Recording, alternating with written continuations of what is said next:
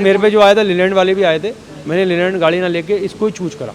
इसमें हमने 30-35 quintal load डाला अभी तक। नमस्कार दोस्तों, वेलकम टू पावर एस। मैं हूं आपका दोस्त हर्षित और आज मैं आपके लेके आया हूं टाटा इंट्रा V30 का ओनरशिप रिव्यू। आज हमारे साथ है कपिल मित्तल जी। वो आपसे शेयर करेंगे इनका पूरा क्या एक्सपीरियंस है, क्या वो काम करते हैं, गाड़ी किस काम उनके आ रही है, उनका क्या नज़रिया है टाटा मोटर्स को लेके, इनकी सर्विसेज उनको कितनी पसंद आ रही है, जो नई नई गाड़ियाँ लॉन्च कर रहे हैं वो कितना पसंद आ रहा है। कपिल मित्तल जी से मिलाते हैं आपको, सबको समझाना। सर, आपके क्या क्या राय है इस गाड़ी के बारे में, और सबसे पहले आप अपना परिचय दीजिए हमारे दर्शकों को। मेरा नाम है कपिल मित्तल, मेरी रामनगर में श्री बालाजी फ्लोर मिल है। ये टेम्पू हमने अपने आटा को पार्टी तक पहुंचाने के लिए लिया है, और हम टाटा का, हम पे पहले भी टाटा मेगा टेम्पू था, इसके अगेंस्ट हमें वो छोटा पड़ रहा था, इसलिए टाटा हमने V30 मेगा लिया, ये इंट्रा लिया, और इससे हम पूर्ण रूप से संतुष्ट हैं। अभी इसीलिए हमें 2 माह हुआ है। और सर्विस के लिए पहले वाला टेम्पू था, वो तो हमारे लिए मोबाइल सर्विस आती थी रामनगर में हल्द्वानी से, रिमोट सर्विस से सर्विस कराते थे। अभी इसकी हमने सर्विस करने नहीं भेजी, इसकी अभी फरवरी में वो हुई है, तो 1 आध हफ्ते में हम इसे अमित मोटर मोबाइल में भेजेंगे। सबसे पहले मैं आपसे पूछना चाहूँगा कि आप क्या काम करते हैं। तो आपकी फ्लोर मिल है? बिल्कुल फ्लोर मिल है। आप उसमें जो कस्टमर है उसको आप अपना आटा पहुँचाते हैं और ये चीज़ें पहुँचाते हैं। बिल्कुल।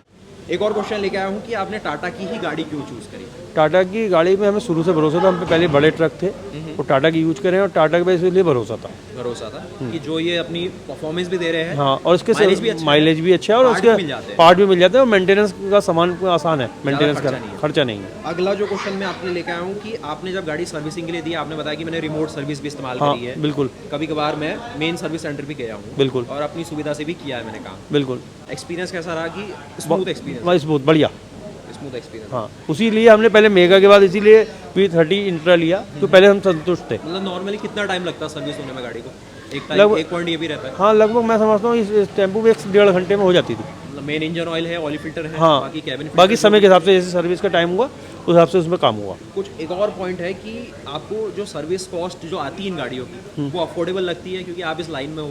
हाँ बिल्कुल। ज़्यादा खर्चा है गाड़ियाँ? नहीं, खर्चा नहीं ज़्यादा, क्योंकि BS6 गाड़ी आ चुकी है, बहुत सारी चीज़ें इनमें नहीं है। जिस हिसाब से मेंटेनेंस के नाम से ऐसी कोई ज़्यादा खर्चा नहीं है। जो अगर कम बजट के साथ भी चला इन गाड़ियों को लेकर आराम से चल सकते हैं, चला सकते हैं। और एक जो आप बता रिमोट सर्विस, बिल्कुल, क्विक सर्विस जो पॉइंट है, वो भी उसी में आएगा? बिल्कुल। वो आपको लगता है कि आपके बिजनेस के लिए ज़रूरी है? जरूरी है, क्योंकि अगर गाड़ी टाइम लेगी तो हमें दिक्कत होगी माल पहुंचाने में। पार्टी को कुछ समय पे माल चाहिए, आटे जैसा काम है, समय पे चाहिए ग्राहक। यहाँ पर देखेंगे तो इनका शोकर का काम है। टाटा के ट्रक्स हैं इनके पास? टाटा के आईसर के हैं, टाटा के हैं। हाँ, मतलब इनके पास अपना एक्सपीरियंस भी है, इसीलिए ऐसे कोई शानदार प्रोडक्ट। बिल्कुल, बहुत लंबे टाइम से टाटा का यूज कर रहे हैं। अभी कुछ प्लान है आगे कुछ नया टाटा का? अभी नहीं, अभी बिजनेस जैसे एक्सपेंड करेंगे। बड़ी गाड़ी लेने का इच्छुक है टाटा की। अभी छोटा एक तो इतना ही बहुत है। इस गाड़ी में क्या कुछ आपने हल्का फुल्का मॉडिफिकेशन? मतलब ज़्यादा नहीं कराया हमने, क्योंकि ना हमारा माल बॉडी जैसे और टेम्पू वाले बॉडी बना लेते थे, हमने बॉडी इसलिए नहीं बनाई क्योंकि इसमें लोडिंग अनलोडिंग करना आसान है बिना बॉडिंग के। जो कंपनी ने दिया हुआ है। हाँ, बस हमने इस पर थोड़ी, हाँ बिल्कुल उसी अकॉर्डिंग बना हुआ है। हाँ, हमने जो थोड़ा बहुत मॉडिफाई कराया ताकि थोड़ा बॉडी माल फैले ना बॉडी। और गाड़ी में मैं आपने बताया कि अभी तो नहीं है, सर्विस भी ज़्यादा कुछ में आ गई है, और मेंटेनेंस में भी जो कंपनी का दिया वही चल रहा है, टायर भी चेंज नहीं हुआ, वो नहीं हुआ। लोड कितना आप लेके चलते हैं इसमें? इसमें हमने 30-35 कुंटल लोड डाला अभी तक। 1300 kg ये लोग कहते हैं, लेकिन दमदार गाड़ी है, दमदार गाड़ी लेके चलती है। बिल्कुल, कभी दिक्कत नहीं आई। तो ये तो बात रही कपिल मित्तल जी से। अगर आप रामनगर से हैं तो आप इनसे मिल सकते हैं। चोकर के बिजनेस में है आप, फ्लोर के किसी भी बिजनेस में, बिल्कुल इनसे मिल सकते हैं, राय ले सकते हैं टाटा मोटर्स की इस गाड़ी के बारे में। उसी के साथ अब आगे के जो पार्ट है, जो मैकेनिक वाला पार्ट है, क्योंकि जो मैकेनिक है वो भी गाड़ी के बारे में सब कुछ जानता है, उसके पास ही गाड़ी आनी सर्विस होने के लिए, वो कवर करते हैं। सर्विस के पार्ट में आपका ओवरऑल अगर एक सम अप कर दे तो क्या कहेंगे? बहुत गाड़ी बढ़िया। किसके लिए बनी हुई है? मतलब 9 लाख के आसपास ये गाड़ी भी पड़ रही है। हाँ, ये जो मेरे को पड़ी है ये 8 लाख की पड़ी। आपने पहले ले ली होगी। हाँ, अभी लगभग 8.5-9 में जा रही है। अच्छा, लगभग। हाँ समझ गया मैं। तो जो कस्टकार नया शुरू कर रहा है उसके लिए ठीक है, बहुत बढ़िया गाड़ी टाटा, ठीक है नहीं? मेरे हिसाब से बढ़िया। ये पॉइंट रहा। जबकि मेरे पे जो आया था लीलैंड वाले भी आए थे, मैंने लीलैंड गाड़ी ना लेके इसको ही चूज करा जी, क्योंकि मैंने दोनों गाड़ी को आई थी मिल पे, परंतु मैं संतुष्ट इसी गाड़ी से हुआ।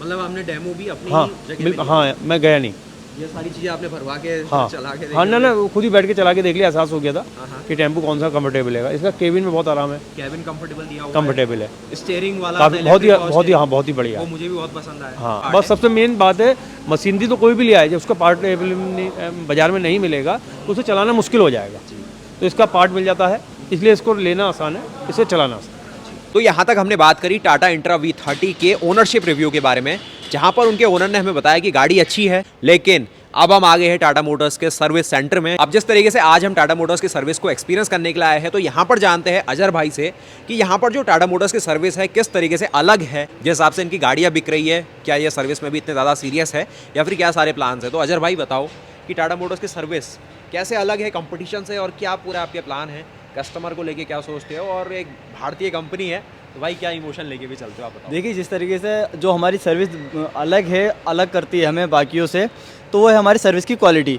हम जो क्वालिटी के ऊपर बहुत ज़्यादा फोकस कर रहे हैं, और क्वालिटी को इम्प्रूव कर रहे हैं, लगातार कंटिन्यू इम्प्रूव कर रहे हैं हम। और जो भी हम पार्ट्स यूज़ करते हैं सर्विस में, और जो भी हम ऑयल से यूज़ कर रहे हैं, जो भी हम कूलेंट वगैरह यूज़ कर रहे हैं, वो जेन्युइन यूज़ कर रहे हैं, जिससे गाड़ी की सर्विस लगातार प्रॉपर रहे, मेंटेनेंस लगातार बनी रहे, गाड़ी की लाइफ इम्प्रूव हो, और गाड़ी जिस टाइम पीरियड के लिए बनाई गई है उस टाइम पीरियड में लगातार चलती रहे। मेन ध्यान रखते हैं कस्टमर सेटिस्फेक्शन में कस्टमर की जो कॉस्ट आए सर्विस में वो कम से कम आए, इसलिए हम जेन्युइन पार्ट्स भी कम कॉस्ट में अवेलेबल कराते हैं। कुछ ऑफर, वारंटी ऑफर्स दे देते हैं, रेट्रो ऑफर्स देते हैं हम, और AMC बहुत सारी जो है स्कीम्स हैं टाटा मोटर्स की, जो हम कस्टमर्स को देते हैं, जिससे कस्टमर की कॉस्ट कम से कम लगे। और जो भाई मैं टाटा की गाड़ी रखी है और जो प्रॉपर काम करें हम गाड़ी में हमारे टेक्नीशियंस, तो हम कस्टमर को, अपने टेक्नीशियंस को लगातार जो है ट्रेनिंग प्रोवाइड कराते हैं। अपडेटेड रहे हमारे टेक्नीशियंस, जो काम कम से कम टाइम में हो जाए और कम से कम कॉस्ट में हो जाए। यहाँ पर आप मुझे बताओ कि आप V30 की सर्विस कर रहे हो इंट्रा में, नई गाड़ी आई हुई है, बड़ी भी है थोड़ी, और एक तरीके से टाटा ने मॉडर्न बनाई है, सारी भी खूब सारे डाल दिए, तो क्या चैलेंजेस आपको फील होते हैं और किस तरीके से आप इस गाड़ी को लेके चलते हो? ड्राइवर भी चल रहा है तो उसके लिए भी कुछ ना कुछ चैलेंजेस होंगे जो आप उनको आगाह कर दो या सचेत कर दो, भाई इन चीज़ का ध्यान रखना। जी, क्या चीज़ है?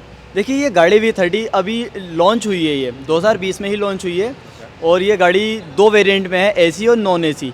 मतलब इस गाड़ी में कस्टमर को बिल्कुल फील वो दिया गया है कि इसमें एक बार प्राइवेट गाड़ी जैसे कार चला रहा हो। इसमें स्टीयरिंग इलेक्ट्रॉनिक स्टीयरिंग दिया गया है, जो अभी तक किसी गाड़ी में नहीं आया है। और बहुत कम गाड़ियां हैं डीजल में जिनमें डेफ यूज़ नहीं हुआ है, उनमें से एक गाड़ी V30 है हमारी, तो उसका झंझट खत्म हो गया। इसको आप ये एक खर्चा बच गया, इसको आप चैलेंज की तरीके नहीं, एक आसानी की तरीके से ले सकते हैं। मगर जो इस गाड़ी में चैलेंज आए हैं वही इसका अपोजिट चैलेंज भी है हमारे लिए। इसको एडवांस भी बना रही है, सेंसर जुड़े हैं, जो इसमें सेंसर्स यूज़ हुए हैं, कस्टमर में इंजेक्टर एडवांस है, ECU यूज़ हुआ है, उसकी रीप्रोग्रामिंग है, उसकी प्रोग्रामिंग है, उसमें सॉफ्टवेयर्स हैं, बहुत सारे जो हैं चैलेंजेस हैं, जो गाड़ी में नए नए चेंजेस आते रहते हैं।